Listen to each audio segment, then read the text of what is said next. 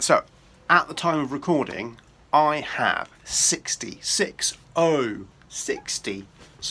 to my channel. That's amazing, absolutely amazing. To be doing this for, 2 months, and to get 60 subscribers, I'm so blessed. Thank you so much. I love every single one of you. And the birds love you too. Yeah. So, yeah, much love to the 60 subscribers. And if you're watching this and you're not a subscriber, what are you doing? You're not getting the love. Subscribe, and then I'll show you some love. So I was going to make a video about my shed transformation. However, it basically just consisted of me moving a table from this bit here over to this bit here, and moving some paintings from this bit here to this bit here.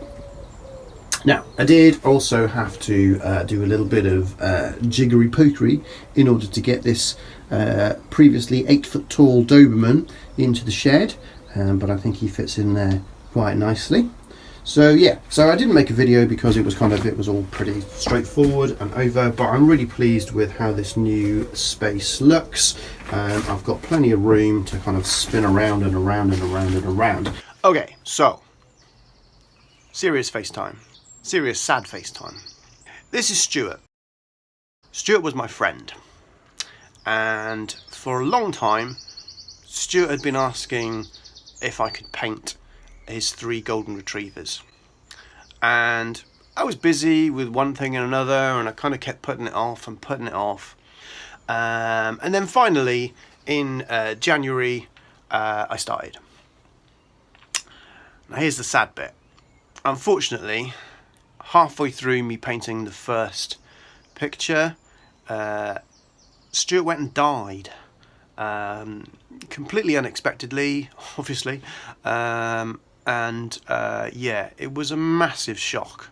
I didn't really know what to do with the painting, but his wife, decided that she would like me to carry them on, kind of in his honour.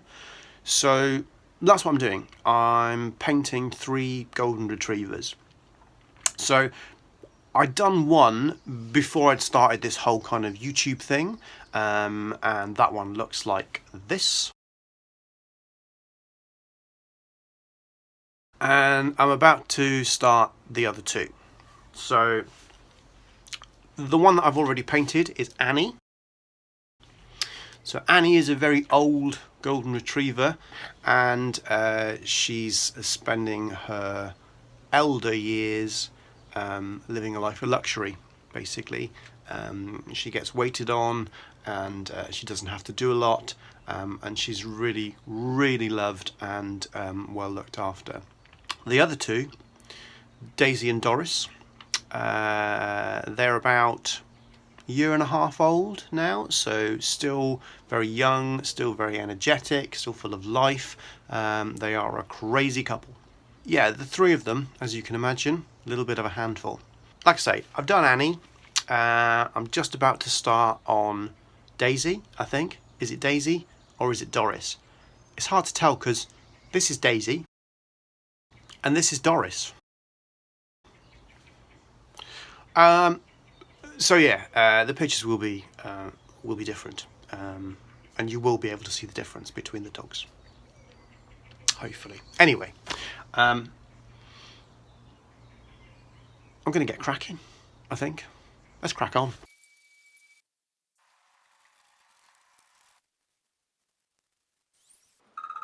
I'm all good. Happy as Larry. Are you out? What? Are you outside? Yeah, I'm in my shed. Fucking hell, Jeff. Stay in. What? Save life. Protect the NHS. There's no one here though. It's just me. So I think I'll be alright, hopefully. If I just stay here, then basically if I just do what I normally do, then I should be fine. Okay, so one thing I've noticed about all my favourite YouTube graffiti artists is that they all know how to rock a hat game. All apart from Doke, because Doke just has the best hair of all the YouTube graffiti artist. So yeah, like I say, all my favourite YouTubers, they all have their own hat game. Ten Hunt, Slew, Smo, Kipto, and then like I say, Doke with the perfect hair. Nice. So I'm still kind of, you know, it's early days when it comes to my hat game. I'm still not decided which one is going to be the one, but I think that's the thing that's going to launch my YouTube career once I've got my hat game down. So yeah, I might kind of, you know, switch it up, try some different hats, see which one is me and is going to be, you know, my look. So, as usual, I had a little bit of time with just me and the canvas, working out what colours I was going to use. As usual, it took a little bit of time, so didn't film. And then got a little bit carried away and did a little bit more than what I should have without filming, but then I started filming, so now it should be okay. No word in? No? No? Oh, that's very nice. This guy. The problems that I've had along the way have been mainly to do with colour. I've struggled a little bit to work out exactly what colour a golden retriever is. There isn't a golden retriever colour in the Belton or Molotow kind of palette, so it took a little while. I've been playing around with this area for about 2 or 3 days, just doing a little bits here and there, trying to work out what colours will work best, but I think I'm there now. So colours I'm going to be using for this bit will be Milk Coffee, Ivory Light, Sahara Beige Middle is what I'm going to be using as my sort of base coat, and a bit of Nature White as well on the top. Like I say, I've done Annie. I'm just about to start.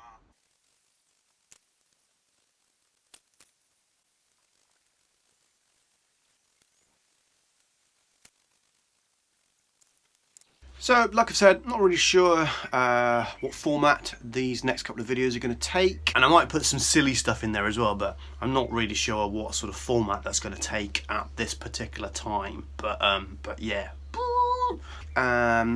I'm sort of about halfway through editing at the moment, and I'm already up to about 20 minutes, so I'm thinking that this might definitely have to go across 2 parts. But yeah, what I'm probably going to do is whiz through a lot of the painting with a lot of kind of speeded up footage, and then stop in certain parts and just give you a little bit of an idea of what I'm doing. Yeah, I think that's the plan, so we'll see what happens.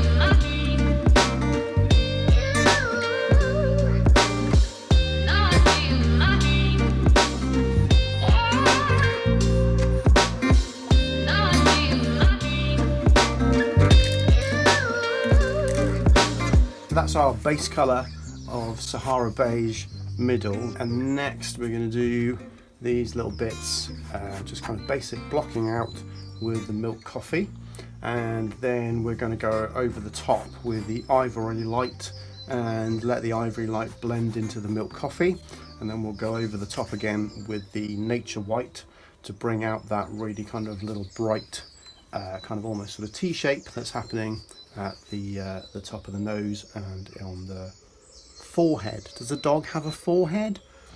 He does now, on his forehead there. So yeah, so let's get the Milk Coffee in.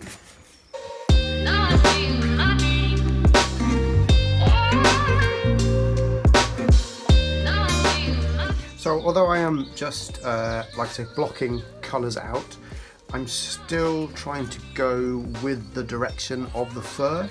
So I'm kind of angling my strokes a little bit. So like I say, they try and flow in the same direction as the fur. So like I say, that's like one of the reasons why I like painting on canvas, is that you can kind of keep sort of flipping the canvas, turning it around and around, which helps you to kind of get those that directional flow going quite nicely. So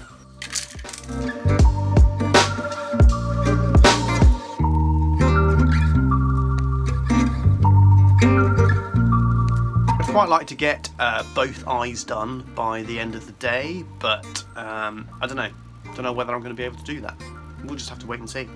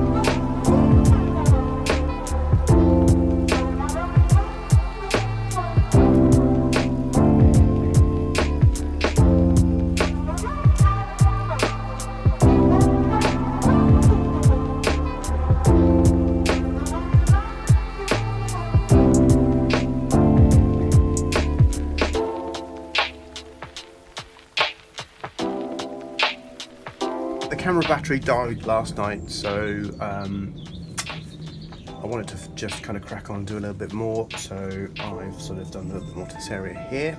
And this morning I've just been working for the last sort of 3/4 of an hour on just this little square here.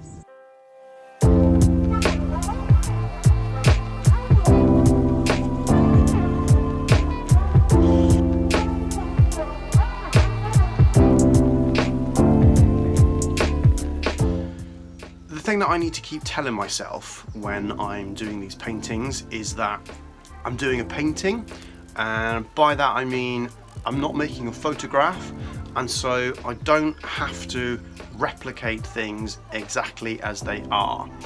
Now that's much easier to say than do, because when I'm actually painting, it's very difficult to get out of the mindset of trying to copy what's in one square exactly onto that square on the canvas.